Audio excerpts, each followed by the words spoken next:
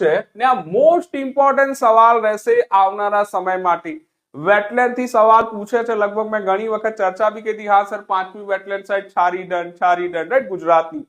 ભારતની 98મી wetland site હતી. તો સર 99મી વેટલેન્ડ સાઇટ બની ગઈ છે શેખા તળાવ. ભાઈ આ શેખા તળાવ ક્યાં આવી છે? આ શેખા તળાવ એ જગ્યાએ આવી છે જે ભારતની સેકન્ડ સૌથી વધુ રામસર સાઇટ ધરાવતું રાજ્ય છે, જેનું નામ છે ઉત્તર પ્રદેશ. શું નામ છે? ઉત્તર પ્રદેશ. તો ભાઈ ઉત્તર પ્રદેશની 12મી વેટલેન્ડ સાઇટ બની ગઈ છે કોણ? શેખા તળાવ. અચ્છા, શેખા તળાવની જો ચર્ચા કરી સર આનંદ થયો તો સર આ ભારતની 99મી વેટલેન્ડ સાઇટ બની. આના પહેલા યાદ કરશો 97 નંબરની વેટલેન્ડ સાઇટ કઈ બની હતી? તો પટના પક્ષી અભયારણ્ય.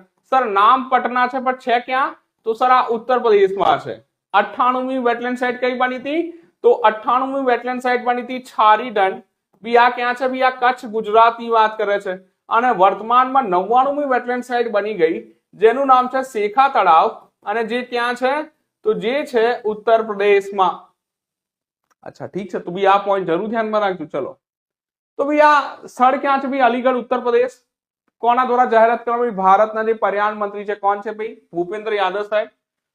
તો ભાઈ આ શેના માટે જરૂર છે? ભાઈ જે સ્થાનાંતર કરતા જે પક્ષીઓ છે, માઇગ્રન્ટ પક્ષીઓ છે, એમના માટે. તમને ખ્યાલ છે કે જે વેટલેન્ડ સાઇટ છે જે પક્ષીઓ માટે પિકનિક સ્પોટ ગણાય, કારણ કે વેટલેન્ડ સાઇટ એક એવી જગ્યા હોય કે જ્યાં આગળ જે જમીન અને જો વાત કરીએ પાણી, રાઈટ, તમે કહેશો કે ભાઈ એવો જે આર્દ્રભૂમિ વિસ્તાર છે કે જે પક્ષીઓ માટે મજબૂત કહાની બનાવે છે. એના પર ચર્ચા કરી આગળ. સાથે સાથે ભારતમાં જે રામસર સાઇટ થઈ ગઈ છે ટોટલ 99. 97મી મેં તમને કીધું એમ પટના પક્ષી અભયારણ્ય, 98મી છારીડન કચ્છ ગુજરાત. ભારતમાં સૌથી વધુ રામસર સાઇટ ક્યાં છે? તો સૌથી વધુ રામસર સાઇટ છે તમિલનાડુમાં. ઉત્તર પ્રદેશમાં કુલ સાઇટ છે કેટલી છે? તો ભાઈ ઉત્તર પ્રદેશમાં કુલ સાઇટ છે 12.